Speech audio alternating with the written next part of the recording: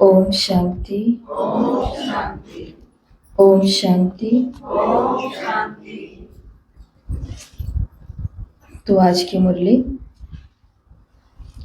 Battery, motor गाड़ी, माया कैसे उसका करंट लीक करती है, फिर बैटरी को चार्ज कहाँ से किया जाएगा, चार्जिंग के लिए तार कौन सी जोड़नी है, और फिर ये मोटर क्या काम करेगी। 6 बातों की पूरी प्रोसीजर है आज की इस मुरली में। तो आत्मा क्या है? बैटरी है। शरीर क्या है? मोटर है, गाड़ी है। माया क्या करती है?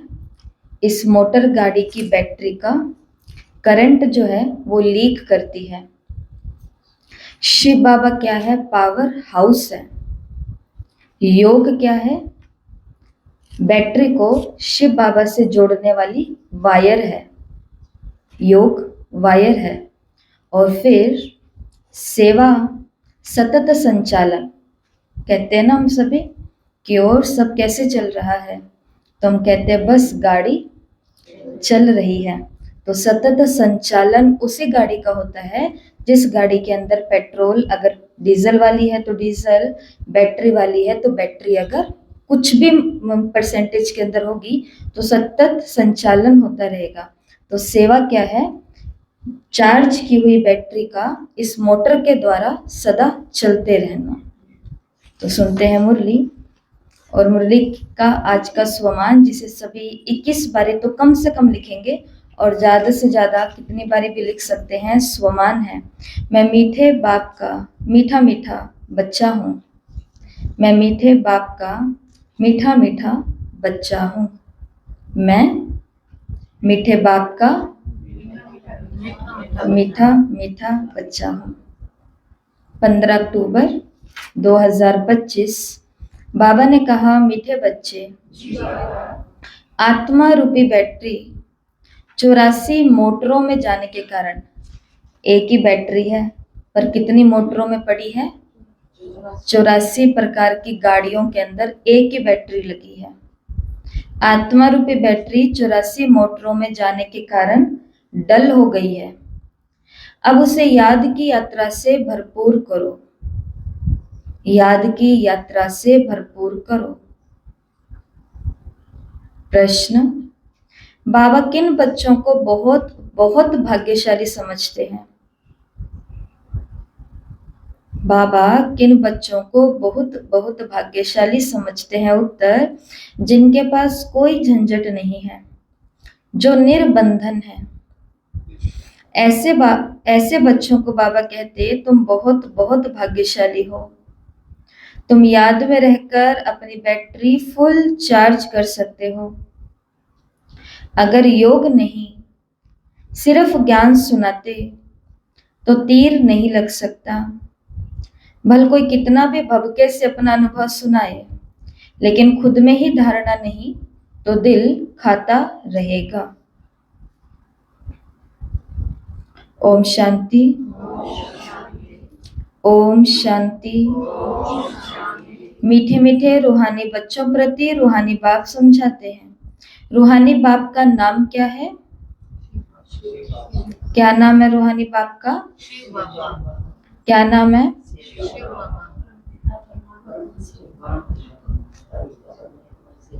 तो रूहानी बाप का नाम क्या है?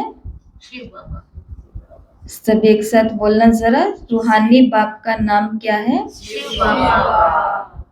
अभी लग रहा है कि सभी बच्चों को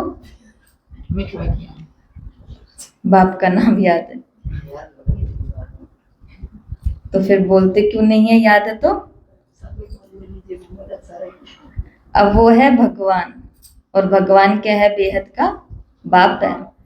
मनुष्य को कभी बेहद का बाप या ईश्वर या भगवान नहीं कहा जा सकता। नाम तो बल बहुतों के शिव होंगे, परंतु वो सब है देहधारी, इसलिए उनको भगवान नहीं कहा जा सकता। ये बाप बैठ बच्चों को समझाते हैं, मैंने जिसमें प्रवेश किया है उनका ये बहुत जन्मों के अंत का जन्म है। तुम बच्चों से कई पूछते हैं कि तुम इनको भगवान क्यों कहते हो? बाप पहले से समझाते हैं, कोई भी स्थूल व सूक्ष्म देहधारी को भगवान नहीं कह सकते।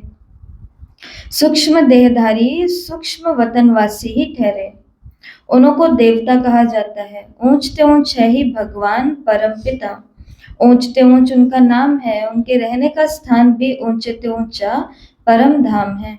बाप सभी आत्माओं सहित वहां निवास करते हैं, वैकुंठ भी ऊंच है। वास्तव में कोई बैठने की जगह नहीं है जहाँ जैसे स्टार कहाँ बैठे हैं क्या, स्टार्स तो खड़े हैं। तुम आत्माएं भी अपनी ताकत से वहां खड़ी हो, ताकत ऐसे मिलती है जो वहां जाकर के खड़े होते हो। बाप का नाम ही है सर्वशक्तिमान, उनसे शक्ति मिलती है। आत्मा उनको याद करती है, बैटरी चार्ज होती है। जैसे मोटर में बैटरी होती है, उसके जोर से ही मोटर चलती है। बैटरी में करंट भरी हुई होती है, फिर चलते चलते खाली हो जाती है। फिर बैटरी मेन पावर से चार्ज कर मोटर में डालते हैं। वो होती हैं हद की बातें और ये है बेहद की बातें। तो अभी अभी अभी क्या हो रहा है हमारे साथ, बैटरी चार्ज हो रही है, बैटरी चार्ज हो रही है। तो ये है बेहद की बातें। तुम्हारी बैटरी तो 5000 वर्ष चलती है और चलते चलते फिर जैसे कि ढीली हो जाती है। मालूम पड़ता है एकदम खत्म नहीं होती है, कुछ ना कुछ रहती है, जैसे चार्ज में डिम हो जाती है ना। आत्मा तो है ही इस शरीर की बैटरी, ये भी डल हो जाती है। बैटरी इस शरीर से निकलती भी है, फिर दूसरी तीसरी मोटर में जाकर के पड़ती है। 84 मोटरों में उनको डाला जाता है। तो अब बाप कहते हैं तुम कितने डल हेड, पत्थर बुद्धि बन गए हो। सीधा ही, डल हेड का मतलब क्या होता है, डल हेड, मंद बुद्धि, कोई बुद्धि नहीं रही है। तो बाबा ने सुबह सुबह बोल दिया कि तुम क्या बन गए, डल हेड, पत्थर बुद्धि बन गए हो। अब फिर अपनी बैटरी को तो भरो। तो ये जो बाबा ने कहा ना कि कई पूछते हैं कि आप इनको भगवान क्यों कहते हो या भगवान कौन है, तो बाबा ने कहा कौन क्या कहता है, इन बातों को समझ करके फिर आगे अब अपना काम शुरू करो कि बैटरी को कैसे चार्ज करना है। बाकी अगर प्रश्नों में गए, बातों में गए, तो ये प्रश्न कभी भी खत्म होने वाले नहीं है। इसलिए बाबा ने कहा बैटरी को तो भरो। सिवाय बाप की याद के आत्मा कभी पवित्र नहीं हो सकती है। एक ही सर्वशक्तिवान बाप है जिनसे योग लगाना है। बाप खुद अपना परिचय देते हैं कि मैं क्या हूँ, कैसा हूँ, कैसे तुम्हारी आत्मा की बैटरी डल हो जाती है। अब तुमको राय देता, मेरे को याद करो तो बैटरी सतो प्रधान फर्स्ट क्लास हो जाएंगी। पवित्र बनने से आत्मा 24 कैरेट बन जाती है। अभी तुम लम्बे के बन गए हो, ताकत तुम्हारी बिल्कुल खत्म हो गई है, वो शोभा नहीं रही है। बाबा ने कहा जो मेरे बच्चों की शोभा थी वो शोभा नहीं रही है। अब बाप तुम बच्चों को समझाते हैं, बच्चे मुख्य बात है योग में रहना, पवित्र बनना, नहीं तो बैटरी भरेगी नहीं, योग लगेगा नहीं। बल कुक्कड़ ज्ञानी तो बहुत है, ज्ञान सुनाने के अंदर बाबा ने कहा माहिर तो बहुत है, ज्ञान बल देते हैं परंतु वो अवस्था नहीं है। यहाँ बड़े भवके से अपने अनुभव सुनाते हैं और अंदर में सब खाता रहता है। मैं जो वर्णन करता हूँ ऐसी मेरी अवस्था तो है नहीं। कई फिर योगी तो आत्मा बच्चे भी हैं। तो बाप बच्चों की बहुत महिमा करते हैं। बाप कहते हैं बच्चे तुम बहुत बहुत भाग्यशाली हो, तुमको तो इतने झंझट नहीं। जिनको बच्चे जास्ती होते हैं बंधन तो उन्हों को होता है। बाबा को कितने ढेर बच्चे हैं, सबकी संभाल देख रेख करनी पड़ती है, बाबा को भी याद करना है। ब्रह्मा बाबा कह रहे हैं कि अलग अलग सेवा केंद्रों पर इतने सारे बच्चे, बहनें, जवान, उनकी देख रेख, ऊपर से साथ में किसको याद करना है, ब्रह्मा बाबा को, शिव बाबा को भी याद करना है। तो बाबा ने कहा मेरी तुलना में तो तुमको कोई इतने झंझट है ही नहीं। करके घर में कितने बच्चे होंगे, 1 2 3 और 4, ज्यादा से ज्यादा इतने ही होंगे, इससे ज्यादा तो आज नहीं हो सकते है ना। तो बाबा ने कहा और बाबा ब्रह्मा बाबा के पास कितने बच्चे उस समय, चलो ब्रह्मा बाबा जब थे उस समय तक भी बाबा के कितने बच्चे थे, हजारों बच्चे थे। सैकड़ों तो सेवा केंद्र थे, तो हजारों बच्चे तो थे ही ना। और एक एक की देख रेख करना, उनकी व्यवस्था करना, उनके लिए किसी ना किसी को पक्का निमित्त बनाना, और फिर साथ में बाबा को भी याद करना। माशूक की याद तो बिल्कुल पक्की होनी चाहिए। वो एक बार आपको भेजा भी था थोड़े रोज पहले, कविता दीदी उसके अंदर, अनीता दीदी हैं उसके अंदर बोल रहे हैं चंडीगढ़ के, कि कोई बोलता है कि भाई आपको तो गृहस्थी है ही नहीं, आपको क्या पता। तो वो दीदी तो बहुत ही ज़्यादा स्ट्रिक्ट नेचर के हैं, क्योंकि वो हमारी ट्रेनिंग टीचर थी। और जब दीदी हमारे क्लास के अंदर आते थे तो उस समय का माहौल और बाकी दीदी आती थी उस समय के माहौल में रात दिन का अंतर था। मतलब उनकी चाल जो है ना, आप अगर उनकी चाल देखोगे तो एकदम से हमारा योग शिव बाबा के साथ लग जाएगा, इस तरीके से वो आते हैं। उन्होंने बहुत सारे जजों और वकीलों की सेवा की है। कभी उन्होंने सोचा था मैं ऐसी बनूंगी, लेकिन वो कहते कि अगर मैं वकील बन जाती तो मेरे आगे फिर जज कभी आकर के नतमस्तक थोड़ी ना होते, लेकिन बाबा के ज्ञान से ये हुआ। तो फिर वो दीदी बता रहे हैं ना सभा के अंदर कि आपकी गृहस्थी कितनों की है, 5, 10, 20 की होगी, और हमारी कितनों की है, 100, 200 का। एक ब्रह्मा कुमारी का परिवार होता है, और जो बड़ी दीदी हैं उनका तो हजारों का होता है ना। तो एक एक घर को, एक एक बात को, एक एक आत्मा के खुशी गम को, सबकी देख रेख करना, और ऊपर से किसको याद करना, शिव बाबा को याद करके अपने और पापों को काटना, क्योंकि आत्मा तो 84 जन्म लेकर के आई है ना। तो इसलिए हम कभी, बाबा के कहने का भाव यही है कि बाबा को शायद उस समय किसी बच्चे ने आके कहा होगा कि बाबा आपको तो कोई झंझट ही नहीं है, आपको क्या पता, झंझट तो हम घर में रहने वालों को है, इनके साथ निभाना भी है और ये भी करना है। तो बाबा, ब्रह्मा बाबा अपना उदाहरण दे रहे हैं कि देखो अपने बच्चों की जिम्मेवारी संभालना फिर भी आसान होता है, अपनी कन्या और दूसरे घर की कन्या जो आपके घर में आती है, दोनों का अंतर आप तो समझते हो ना अच्छे से, दोनों का अंतर समझते हो ना। रिस्पॉन्सिबिलिटी ज्यादा कहाँ पर है, बात बात का ध्यान रखना पड़ता है कहाँ पर, अपनी कन्या के आगे या उस घर से जो कन्या आई है उसके आगे, क्योंकि उसकी भाव भावनाएं अलग प्रकार की है, वो उम्मीद लेकर के आई है। इसी प्रकार से बाबा के घरों में जो आते हैं उनके आगे भी हर चीज की देख रेख करनी पड़ती है, संभाल रखनी पड़ती है। तो शिव, तो ब्रह्मा बाबा कह रहे हैं कि माशूक की याद भी बिल्कुल पक्की रखनी चाहिए। भक्ति मार्ग में तो तुम बाप को याद करते आए हो, हे भगवान, पूजा भी पहले पहले तुम उनकी करते आए हो, पहले निराकार भगवान की ही करते हैं। ऐसे नहीं कि उस समय तुम आत्म अभिमानी बनते हो, आत्म अभिमानी फिर पूजा थोड़े ही करेंगे। जो आत्म अभिमानी ज्ञान को समझ जाते हैं, बाबा ने कहा, वो फिर ये नहीं कर सकते हैं, क्योंकि उनको पता है पूजा का असली मतलब क्या होता है। बाप समझाते हैं पहले पहले भक्ति शुरू होती है तो पहले बाप की, एक बाप की पूजा करते, एक ही शिव की पूजा करते, यथा राजा रानी तथा प्रजा। ऊंचते ऊंच है ही भगवान, उनको ही याद करना है। दूसरे जो भी सब नीचे हैं तो ब्रह्मा विष्णु शंकर, उनको याद करने की दरकार नहीं है, ऊंचते ऊंच बाप को याद करना है। परंतु ड्रामा का पार्ट ऐसा है जो तुम नीचे उतरने के लिए बंधे हुए हो। बाप समझाते हैं तुम कैसे नीचे उतरते हो, हर बात आदि से अंत तक, ऊपर से नीचे तक बाप समझाते हैं। भक्ति भी पहले सतो प्रधान और फिर सतो रजो तम होती है। अभी तुम फिर सतो प्रधान बन रहे हो, इसमें ही मेहनत है, पवित्र बनना है, अपने को देखना है। माया कहाँ धोखा तो नहीं देती है, माया कहाँ धोखा तो नहीं देती है। अब मौसम कौन सा आ रहा है, अब धीरे धीरे कौन सा मौसम शुरू हो रहा है, सर्दी हो रही है ना धीरे धीरे शुरू। तो अभी हम कुछ स्लोगन बोलेंगे जो कि स्वमान है ठंड के। ठंड में माया किस रूप में आती है, रजाई के रूप में आती है, आ सकती है, पूरा चांस है। क्यों? क्योंकि हम इस बात को, चाहे कितने भी ज्ञानी पुरुष बन जाएं, लेकिन इस बात को नहीं नकार सकते, याद रखना ये बात हमेशा, इस बात को नहीं नकार सकते कि मौसम का प्रभाव हमेशा पुरुषार्थ पर पड़ता है।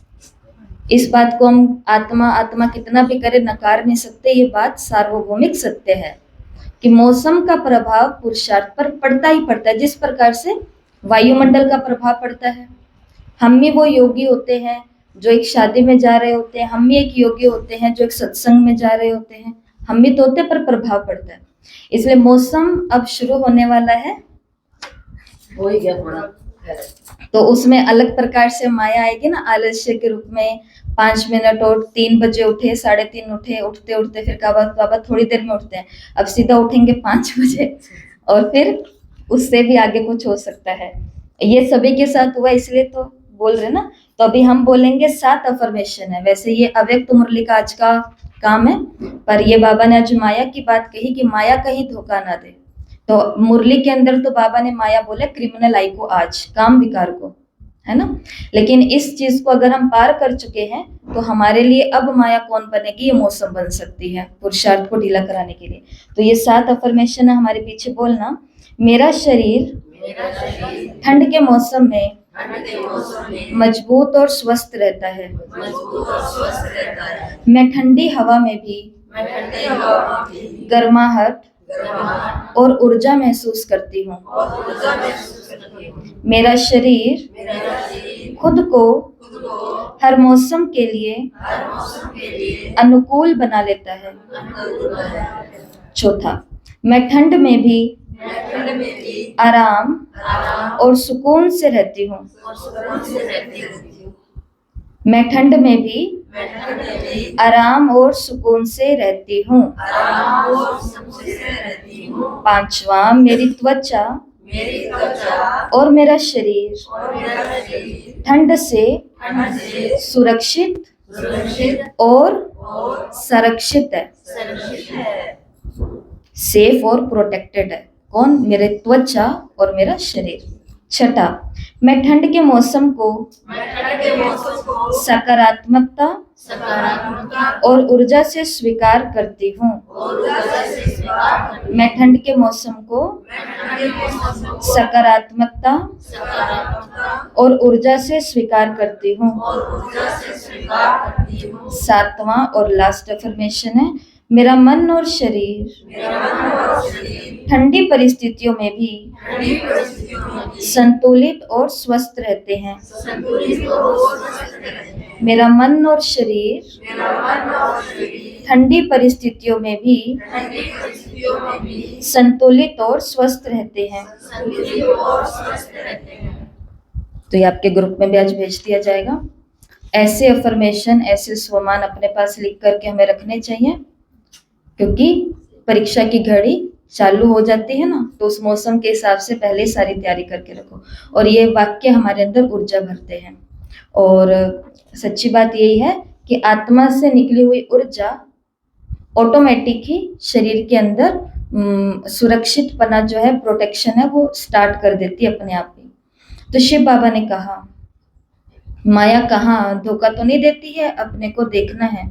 मेरी क्रिमिनल आई तो नहीं बनती है, कोई पाप का ख्याल तो नहीं आता है। गायन भी है प्रजापिता ब्रह्मा, तो उनकी संतान ब्राह्मण ब्राह्मणियां भाई बहन ठहरे ना। यहाँ के ब्राह्मण लोग भी अपने को ब्रह्मा की औलाद कहलाते हैं, तुम भी ब्राह्मण भाई बहन हुए ना, फिर विकारी दृष्टि क्यों रखते हो? ब्राह्मणों को तुम अच्छी रीति दृष्टि दे सकते हो। अभी तुम बच्चे जानते हो ब्रह्मा की संतान ब्राह्मण ब्राह्मणी बनकर फिर देवता बनते हैं। कहते भी हैं बाप आकर के ब्राह्मण देवी देवता धर्म की स्थापना करते। तो ये समझ की बात है, हम ब्रह्मा की संतान भाई बहन हो गए तो वो दृष्टि भी नहीं जानी चाहिए, उनको रोकना है। ये हमारी मीठी बहन है, वो लव रहना चाहिए, बहनों के प्रति दैहिक दृष्टि नहीं।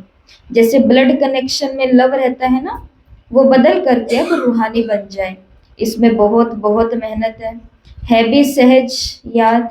अपने को आत्मा समझ बाप को याद करना है, विकार की दृष्टि नहीं रख सकते। देखो ब्रह्मा बाबा को कितनी देखरेख करनी पड़ती।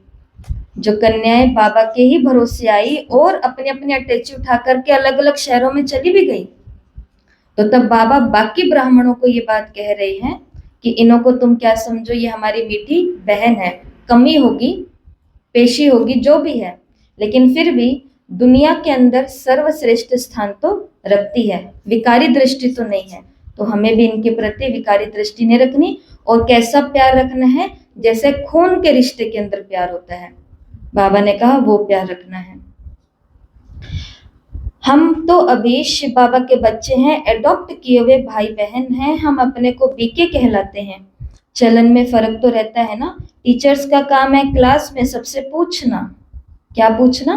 कि तुम समझते हो हमारी दृष्टि भाई बहन की रहती है या कुछ चंचलता रहती है। सच्चे बाप के आगे सच ना बताना, झूठ बोलना तो बहुत दंड पड़ जाएगा। कोर्ट में कसम उठाते हैं ना, सच्चे ईश्वर बाप के आगे सच कहेंगे। सच्चे बाप का बच्चा भी सच्चा होगा तो बाप ट्रुथ है ना, वो सत्य ही बतलाते हैं, बाकी सब है गपोड़े। तो श्री श्री 108 अपने को कहलाते हैं, लेकिन वास्तव में माला तो ये है जो सिमरते हैं। ये भी जानते नहीं कि हम क्यों सिमरते हैं। बौद्धियों की भी माला तो क्रिश्चियन की भी माला होती है। हर एक अपने ढंग से माला फेरते हैं। तो तुम बच्चों को भी ज्ञान मिला हुआ है, बोलो। 108 की जो माला है उसमें ऊपर में फूल है निराकार, उनको सब याद करते हैं। उनकी याद से ही हम स्वर्ग की पटरानी अर्थात महारानी बनती हैं। नर से नारायण और नारी से लक्ष्मी बनना, ये सूर्यवंशी मखमल की पटरानी बनना और फिर खादी की हो जाना। तो ऐसे ऐसे पॉइंट्स बुद्धि में रख करके समझाना चाहिए। एक मखमल की पटरानी और एक खादी की पटरानी। खादी वाला कपड़ा पता है ना, तौलिया होता है। क्या बोलते हैं कि टावल कौन सा यूज करो शरीर के लिए? खादी का, वो चुभता है जो। तो बाबा ने कहा कभी तुम कौन थी? मखमल की पटरानी, और अभी क्या बन गए? खादी के। ऐसे आ गए हैं। तो बाबा ने कहा ये भी पॉइंट बुद्धि में रख करके समझा सकते हो कि हम भी वो आत्माएं थी। फिर तुम्हारा नाम बहुत बाला हो जाएगा। बाप कहते हैं कि अब शेरनी बनो। तुम शिव शक्ति सेना हो ना, अनेक प्रकार की सेनाएं होती हैं। वहां भी तुम जाकर के देखो क्या सिखलाते हैं। लाखों मनुष्य जाते हैं। तो बाबा ने शेरनी शक्ति बनने के लिए बोला, क्योंकि मुरली रख रखाव की देख रेख की चल रही है, इसलिए मुरली के अंदर बाबा ने बीच में बोला कि क्लास में तुम ये पूछ सकती हो कि आप दोनों के आपस में क्या व्यवहार है, दृष्टिवृत्ति कैसी है, कौन किसके साथ क्या लेन देन कर रहा है। इसके अंदर कोई भी बुरा महसूस करने की बात नहीं है, क्योंकि ये बहनों को बाबा ने जिम्मेवारी दी है। तो वो पूछ सकती है अगर बात क्रिमिनलिटी की है तो। इसलिए बाबा ने कहा कि अब तुमको क्या बनना पड़ेगा? शक्ति सेना होती है ना, तो वहां भी तुमको जाकर के उस आर्मी के अंदर भी बाबा ने कहा तुम जाकर के देखो कि क्या सिखलाते हैं। तो क्या सिखलाते हैं वहां पर? उस फोर्स के अंदर भी क्या सिखलाते हैं? उस सेना के अंदर देखिए ना, 15 अगस्त 26 जनवरी को परेड होती है, और वैसे भी हम लोग ट्रेनों में और इधर उधर जाते हैं, तो बीच में देखते ना फौजी लोग जा रहे होते हैं। तो उनको देख करके क्या महसूस होता है? उस सेना को देख करके उनका डिसिप्लिन दिखाते हैं। योद्धा मजबूत है, उत्साह है, जोश है, दृढ़ निश्चय है कि मेरे देश की रक्षा मुझे ही करनी है। वही आर्मी आती है, वो तैयार रहते हैं और साहसी होते हैं। मतलब ऐसी ऐसी कंडीशन हमारे देश के अंदर हुई है और होती है, जहां पर ये डिसीजन लेना पड़ता है कि या तो मारो या मरो। तो जहां मारना मारेंगे और जहां मरना है वो खुद को भी वो बॉम्ब लेकर के उनके बीच में चले जाएंगे, खुद को भी खत्म कर लेंगे। अलर्ट रहते हैं, अलर्ट रहते हैं।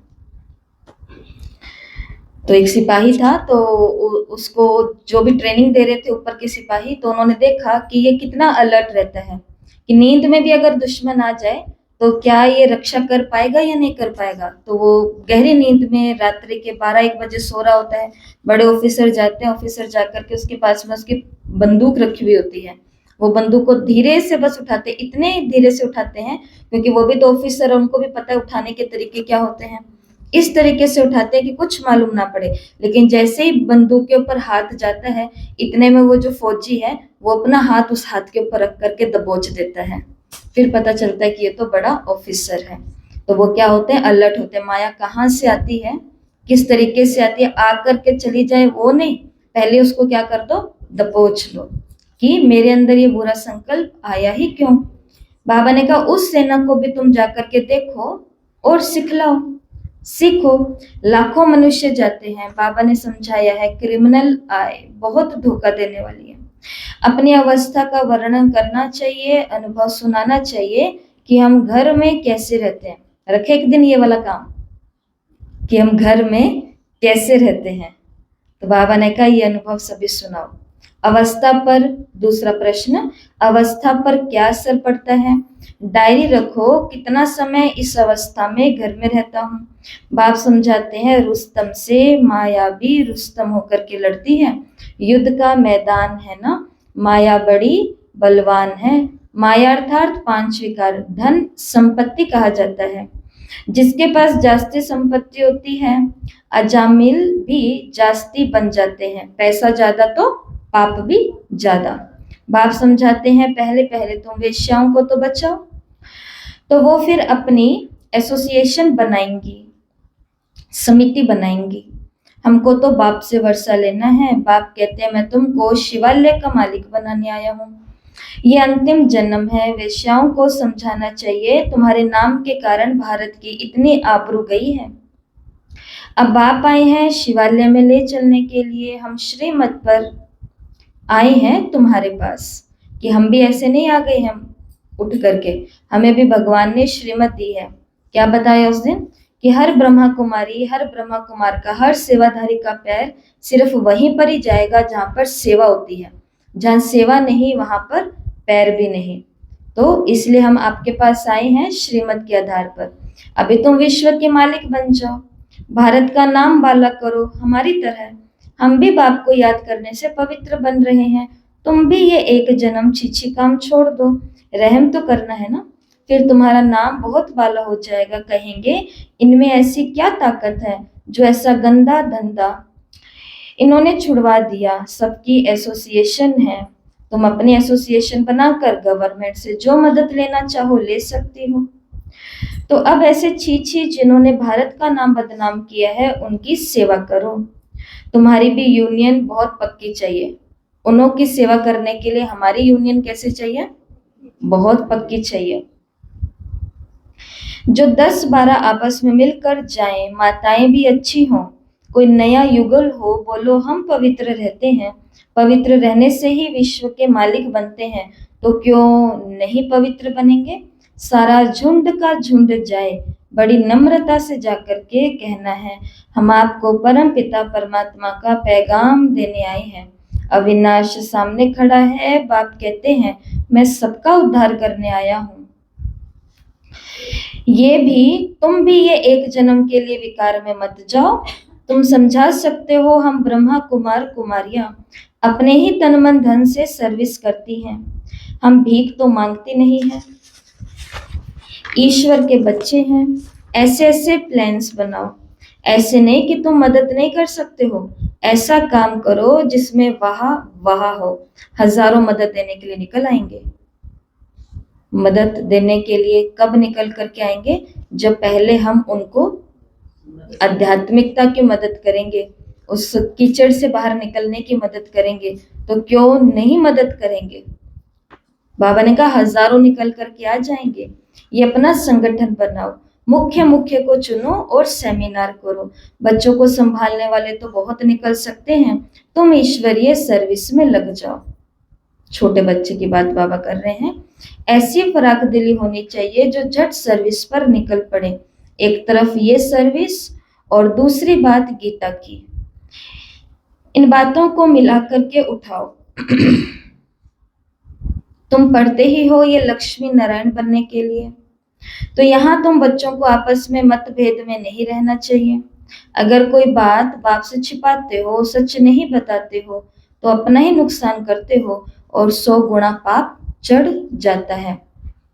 अच्छा, मीठे मीठे सिकिलते बच्चों प्रति माता पिता बाप दादा का याद प्यार और गुड मॉर्निंग। रूहानी बाप की रूहानी बच्चों को नमस्ते। हम रूहानी बच्चों की रूहानी माता पिता बाप दादा को याद प्यार नमस्ते गुड मॉर्निंग, ओम शांति, शुक्रिया बाबा, शुक्रिया, वाह बाबा। धारणा के लिए मुख्य सार, तो आज की मुरली पूरी धारणा पर ही चली है। बहुत सारी पॉइंट्स हैं मुरली में धारण करने योग्य, और मुरली बहुत ही सीरियस टॉपिक के ऊपर है। बैटरी को चार्ज करना है, चार्ज कहाँ से होगी, डिस्चार्ज कैसे होती है, माया का धोखा बाबा ने बताया है, और इसको चार्ज कर करके योग के माध्यम से शिव बाबा से जोड़ करके अब इससे क्या करनी है, सेवा करनी है। तो जो झंझटों से छूट सकते हैं, निर्बंधन हो सकते हैं, बाबा ने कहा उनको अपनी यूनियन बना करके एक ग्रुप तैयार करके निकल जाना चाहिए गीता का भगवान। और ये दूसरी जो सेवा बाबा ने बताई, ये करने के लिए किसी भी प्रकार की, हर आत्मा दुख के अंदर तो घिरी हुई है ना। आज की अव्यक्त मुरली 1982 की सुनोगे तो मालूम पड़ेगा, बाबा ने कहा तुम चैतन्य दीपक हो। अगर दीपक खुद ही टिमटिमा रहा है, जगबुझ जगबुझ, अभी यहाँ पे ये लाइट जगबुझ जगबुझ होए तो हमको मजा आएगा पढ़ने में? नहीं आएगा ना। तो बाबा ने कहा जब दीपक खुद ही टिमटिमा रहा है तो विश्व को छत्र छाया कैसे करेगा, रोशनी कैसे करेगा? तो दुनिया को, अब बाबा ने तो कह दिया सेवा पर जाओ, इस बात को केवल नहीं पकड़ लेना है, फिर हम कहेंगे कि हमारी बहनजियां तो हमें लेकर के नहीं जाती है सेवा पर। उसके पहले हम जाएंगे किसी को प्योरिटी का ज्ञान सुनाने के लिए, लेकिन ऐसा ही तो ग्रुप तैयार होएगा ना जो खुद पवित्र रहता हो हर काम में। हम जाएंगे वहां पर भोजन की बात करने, लेकिन वो खुद तो ऐसा होना चाहिए ना जो अपने सारे बाहर की चीजों के ऊपर, इधर उधर की चीजों के ऊपर संयम रखता हो। तो सेवा भी करनी है, मोटर को सतत संचालन में भी रखना है, लेकिन साथ साथ ये भी तो चेक करना है कि दिव्य गुणों की धारणा हुई है या नहीं हुई। नहीं तो जाएंगे सर्विस करने और क्या कर करके आ जाएंगे, डिसर्विस। क्या बोला बाबा ने, कुक्कड़ ज्ञानी, कि ज्ञान तो बहुत अच्छा सुनाया, लेकिन उन्होंने हमें देख लिया कि हम ही क्या खा रहे हैं, क्या पी रहे हैं, कैसे बैठ रहे हैं, कैसे आपस में रिश्ते निभा रहे हैं। तो ये चीजें अच्छी नहीं लगती हैं, इन बातों पर ध्यान देना। हम मधुबन एक बारी ग्रुप लेकर के गए थे, तो उसके अंदर आपको पता है माउंट आबू का सिस्टम होता है, एक बिल्डिंग में भाई भाई भाई रहेंगे, एक बिल्डिंग में माताएं बहनें रहेंगी। ये बात यहाँ से बहुत क्लियर करके लेकर के जाई जाती है, परंतु फिर भी ग्रुप के अंदर ऐसे ऐसे कोई ना कोई हो जाते हैं जो उस मर्यादा को क्या कर देते हैं, तोड़ देते हैं। मिलना है तो बाहर मिलो, पार्कों में मिलो, इधर मिलो, उधर मिलो, किधर भी मिलो, परंतु बिल्डिंग के अंदर आकर के मिलना करना तो ये अच्छी बात नहीं है। और फिर हम ज्ञान क्या सुनाते हैं, ज्ञान तो सुनाएंगे एकदम हाई लेवल का, लेकिन मुलाकातें कैसे करेंगे, ऐसी करेंगे। ये आपको एक बात बताई है, ऐसी बहुत बातें हैं, इसलिए आज की पूरी मुरली धारणा पर रही है। तो सुनते हैं दो होमवर्क जो बाबा ने हमें आज धारण करने के लिए दिए हैं, दो बातें। पहला, हम मीठे बाप के बच्चे हैं। शिव बाबा मीठा है कितना, शुगर तो नहीं हो जाएगी? मीठा खाने से शुगर नहीं होती, तो फिर कैसे होती है? टेंशन से होती है। मीठा खाने से सच में शुगर नहीं होती है, ये तो डायबिटीज होने के बाद डॉक्टर कहता है कि अब आप अपने मीठे को थोड़ा कंट्रोल में रखो, ठीक है? तो उसके कारण चिंता ही है। तो हम मीठे बाप के बच्चे हैं, आपस में मीठी बहन मीठे भाई होकर के रहना है, कभी भी विकार की दृष्टि नहीं रखनी है। दृष्टि में कोई भी चंचलता हो तो रूहानी सर्जन को सच बताना है। दूसरा, कभी भी आपस में मतभेद में नहीं आना है, फराक दिल बन करके सेवा करनी है, बड़ा दिल। अपने तन मन धन से बहुत बहुत नम्रता से सेवा कर, सभी को बाप का परिचय पैगाम देना है। वरदान, हर कर्म चरित्र के रूप में गायन योग्य बनाने वाले, हर कर्म चरित्र के रूप में गायन योग्य बनाने वाले महान आत्मा भव। तो गायन सीधा द्वापर युग में नहीं होगा, संगम पर ही हमारा सब कुछ होना शुरू हो जाएगा। जो आत्मा यहाँ ही चरित्र, हर कर्म को चरित्र के यादगार के रूप में बनाती है, उसका गायन यही होना शुरू हो जाता है, महिमा यही होनी शुरू हो जाती है। तो महान आत्मा भव, महान आत्मा वो है जिसका हर संकल्प हर कर्म महान हो, एक भी संकल्प साधारण या व्यर्थ ना हो, कोई भी कर्म साधारण व बगैर अर्थ का ना हो। कर्मेंद्रियों द्वारा जो भी कर्म करते हो वो अर्थ सहित हो, समय भी महान कार्य में सफल होता रहे, तब हर चरित्र गायन योग्य होगा।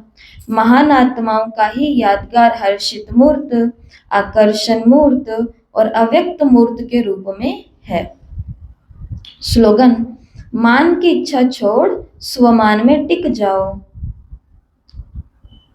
मान की इच्छा छोड़ स्वमान में टिक जाओ, तो मान परछाई के समान पीछे आएगा। हो ही नहीं सकता कि कोई आत्मा त्याग तप सेवा करे और उसको मान महिमा ना मिले। कहीं ना कहीं से तो उसको मिलेगी, कोई तो आंख ऐसी आएगी जो उनको देखेगी उनकी इस महानता को, और वो अपने आप मान देंगे। लेकिन मान की इच्छा छोड़ करके स्वमान में टिक जाओ, तो मान तो परछाई की तरह पीछे पीछे आएगा। ऐसा बाबा ने आज की मुरली का स्लोगन दिया। और आज के अव्यक्त इशारे हैं: कोई भी स्थूल कार्य करते हुए मनसा द्वारा वाइब्रेशन फैलाने की सेवा करो। जैसे कोई बिजनेसमैन है तो सपने में भी अपना बिजनेस देखता है, ऐसे आपका काम है विश्व कल्याण करना। हमारा कौन सा बिजनेस है? विश्व कल्याण करना। आपका यही ऑक्यूपेशन है, इस ऑक्यूपेशन को समृद्धि में रख सदा विश्व की सेवा में बिजी रहो। यदि सेवा का फल मिल जाए तो माया जीत सहज बन जाएंगे। इसलिए जब भी बुद्धि को फुर्सत मिले तो सेवा में जुट जाओ। थोड़ा सा समय मिला और मनसा सेवा करनी शुरू कर दो। अच्छा, ओम शांति।